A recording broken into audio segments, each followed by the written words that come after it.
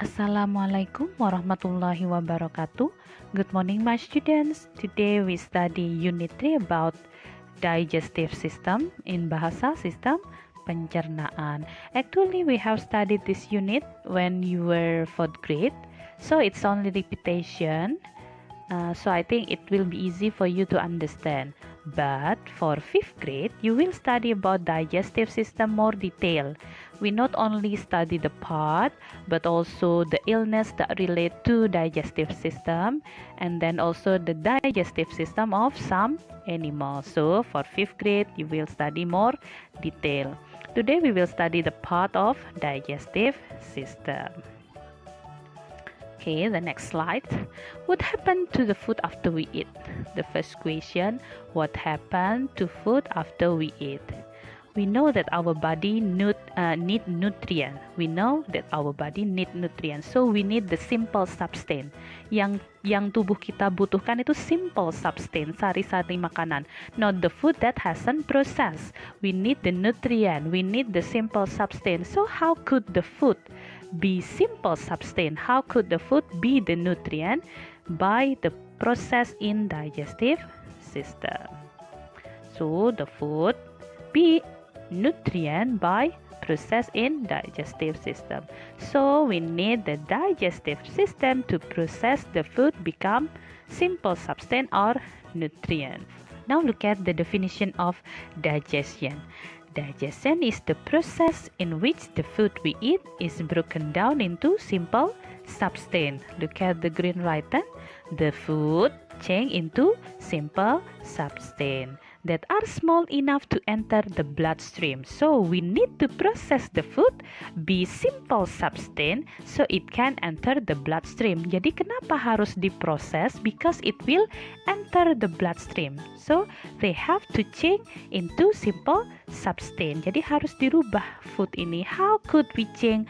By digestive system in our body. So digestion, pencernaan itu artinya the process in which the food we eat broken down into simple substance that are small enough to enter the bloodstream. Jadi nanti bisa masuk ke sistem peredaran darah. So our body can use this.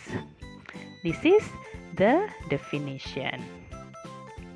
Now let's see here. So digestion, pencernaan is carried out by digestive system. Dilakukan oleh digestive system that made up. Okay, digestive system made up of mouth, gullet, kerongkongan, stomach, lambung, intestines, usus, and then rectum, and then the last anus.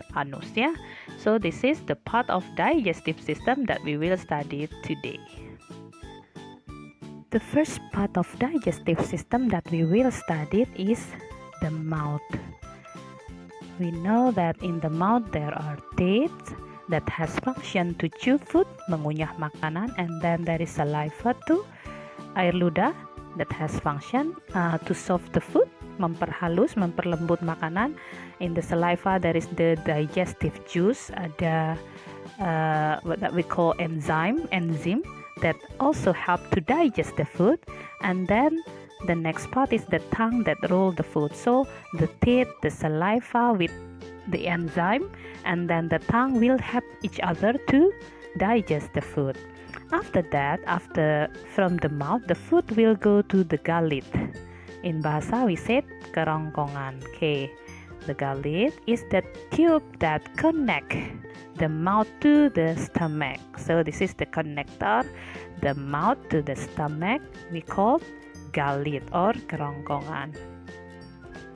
The food pushed down by the muscle in the gullet. So how could the food push down? There is a muscle in the gullet. We know that the muscle have capabilities to contract and relax, punya kemampuan berkontraksi dan relaksasi. This is that help the muscle to move the food through the digestive system.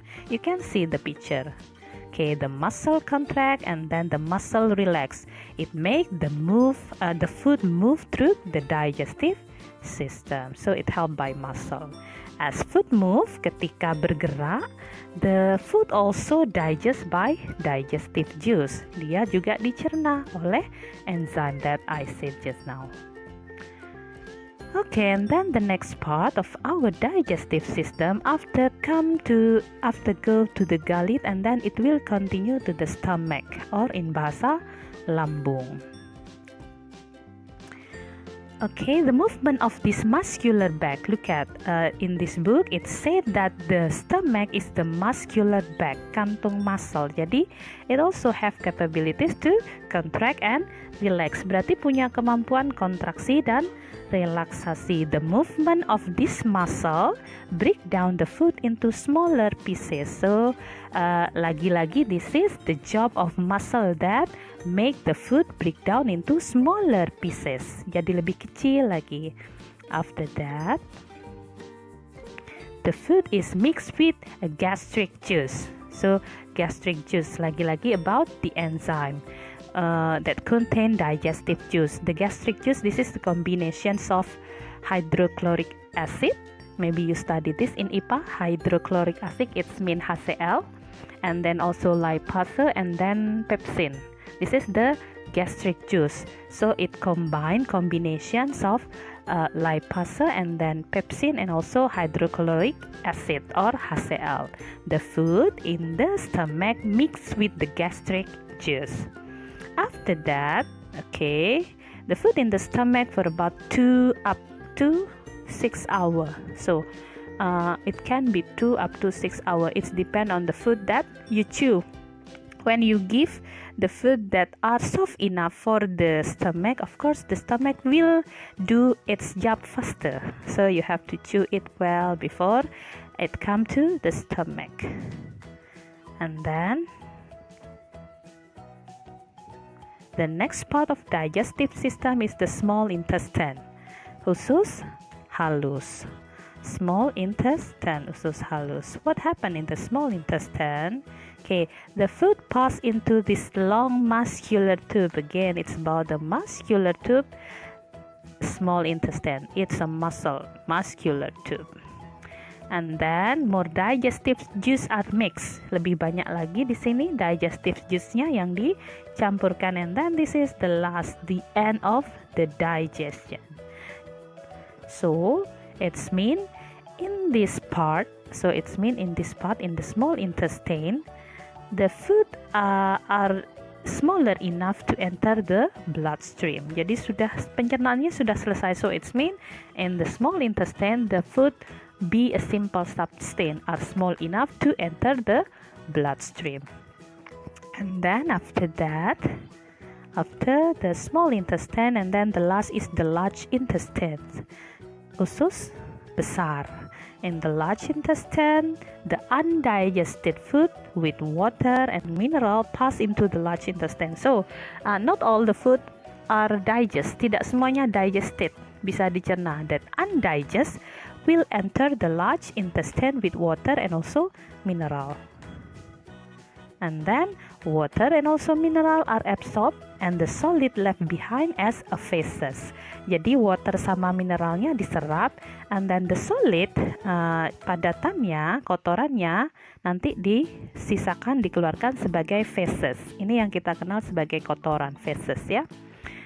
And then the feces will come to the rectum. Jadi masuk ke rectum. This is stored temporarily. And then after that it will pass through the anus. Jadi feces are stored in the rectum temporarily, sementara saja. After that it will keluar lewat anus ya. So that's all for today. It's about the part of digestive system. Thank you. Assalamualaikum warahmatullahi wabarakatuh.